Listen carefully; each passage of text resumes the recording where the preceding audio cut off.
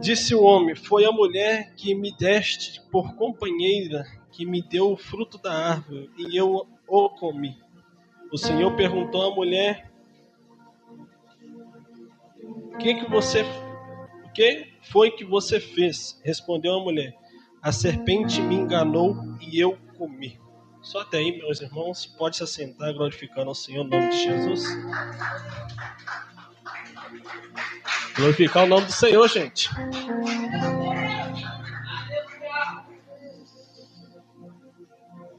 Essa palavra é muito interessante, que se trata da primeira família que existiu na face da terra. Família essa que o Senhor Deus constituiu para poder povoar, começar a povoação da terra. Mas o interessante aqui é o relacionamento que Deus tinha com essa pequena família. Mas a Pamela, quando a gente estava estudando tanto a minha palavra quanto a palavra dela, a gente se indagou dizendo o seguinte: o Senhor visitava eles todos os dias, mas qual horário? Tem várias traduções na Bíblia que falam ao entardecer, no decorrer do dia, mas só que não dá para entender e saber qual horário que era. Na minha tradução aqui está dizendo que ele andava sobre os jardins no momento onde que ele avistou eles. Mas que momento era? Não dá para saber. Aí eu venho falar também um pouco de relacionamento com Deus dentro dessa família. E voltados para o dia de hoje, ter relacionamento com Deus é a base de tudo. Como é essa base? É na base da oração, é na base do jejum, é na base da fé e base da intimidade com Ele. Deus não procura pessoas perfeitas para poder ter intimidade com Ele. Ele procura as pessoas imperfeitas para poder profissionalizá-las a ser perfeitas. E isso é muito interessante. Eu tenho um trechinho aqui para ler que diz assim: a história dessa família Peraí só um momento, meu povo, que eu estou meio nervoso, tá?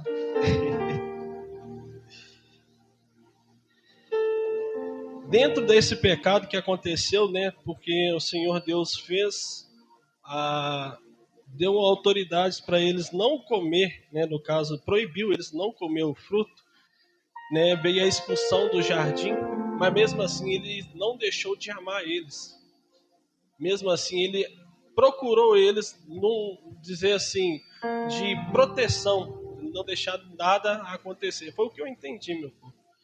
E assim, é muito interessante dizer que dentro dessa situação tem vários contextos, conceitos que a gente tem que parar e refletir, não somente dentro da nossa casa, mas sim aqui dentro desse templo.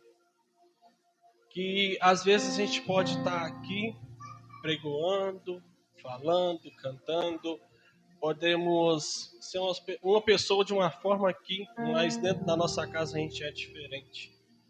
E da mesma forma que a gente está aqui, a gente também tem que ser na nossa casa. Da mesma forma que eu posso tratar minha esposa na minha casa de uma forma, aqui eu também tenho que tratar meus irmãos, porque vocês são minha família também, irmãos em Cristo. E isso é muito interessante porque a gente tem que botar a cara no pó e se redimir a muitas coisas que podem vir a acontecer com a gente.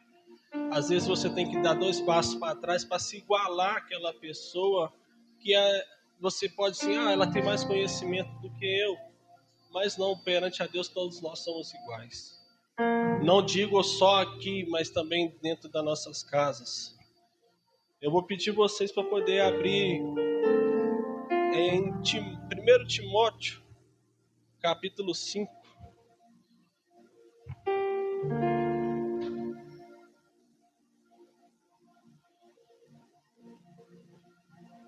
Vou ler uma tradução aqui.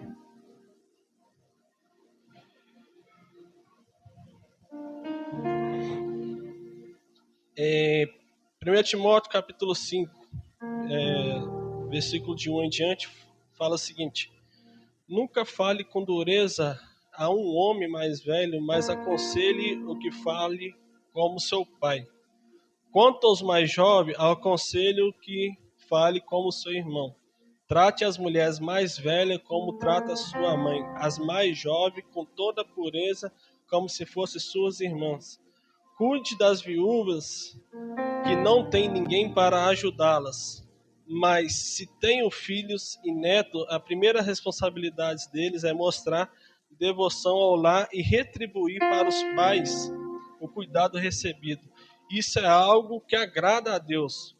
Uma viúva, uma verdadeira viúva, uma mulher sozinha no mundo, põe a sua esperança em Deus dia e noite, faz súplicas e oração, mas a viúva que vive apenas para prazer estar morta, ainda que esteja viva.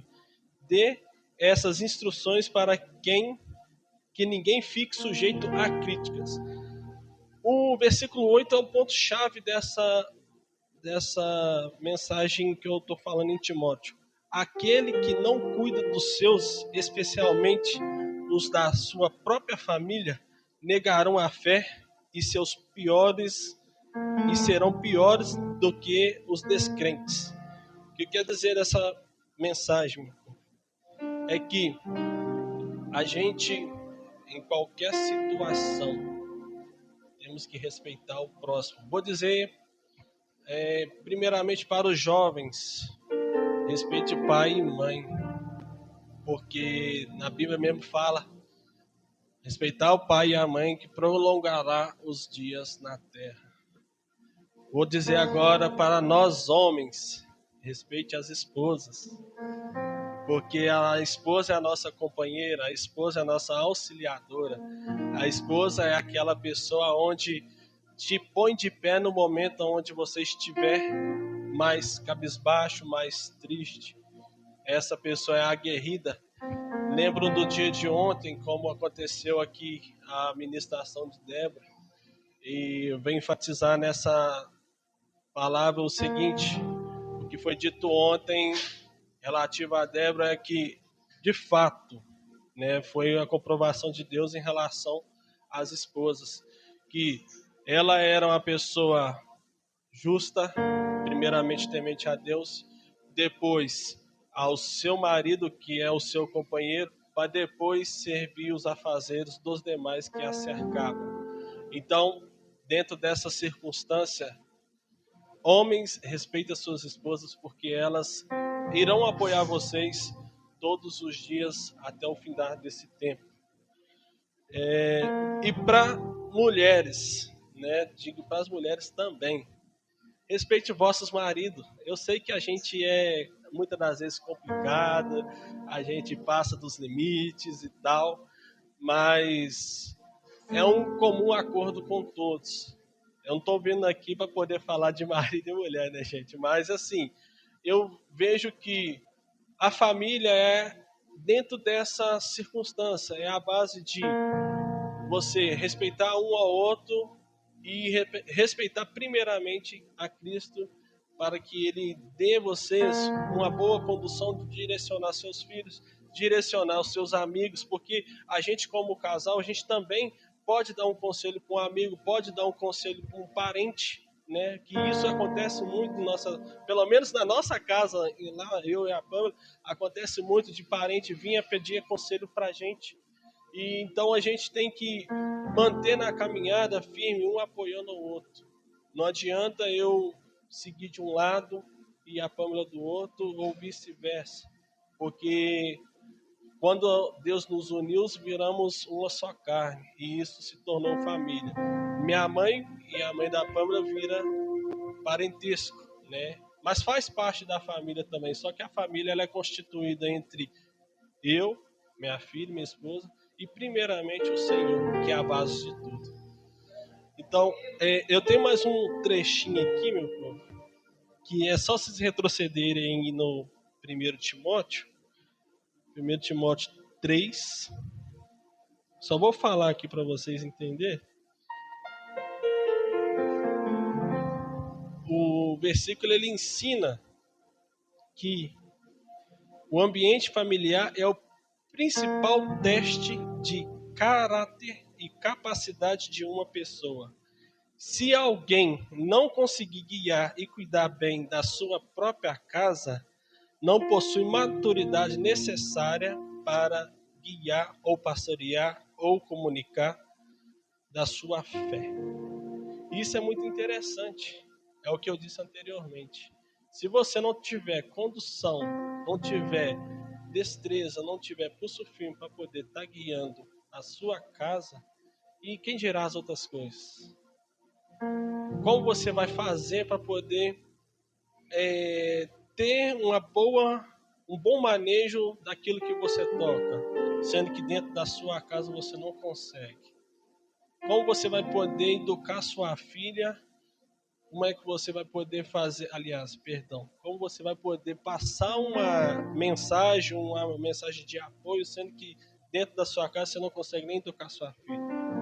Você não consegue nem fazer a sua filha, digamos né, que ela me veja eu como super-herói dela. Porque a educação a gente começa dentro de casa. E quando se parte para fora, você vai partir para fora com tudo aquilo que você começou dentro da sua casa. Se você não fizer dessa forma, não terá condições alguma de você estar passando ensinamento ou um conselho de dentro da sua casa para fora. Meu povo, é uma breve mensagem. Não sei se deu para entender da forma que eu disse. Espero que todos entendam. E uma palavra, uma frase para finalizar esse momento aqui, eu falo o seguinte: Deus ama a família, mas é aquela família que está sob a direção dele.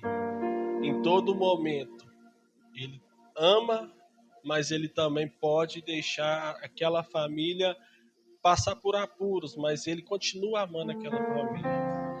E é isso que eu tenho para deixar para vocês nessa noite. Espero que tenham entendido que eu dei meu máximo aí, meu povo. Assim eu agradeço a minha oportunidade no nome de Jesus.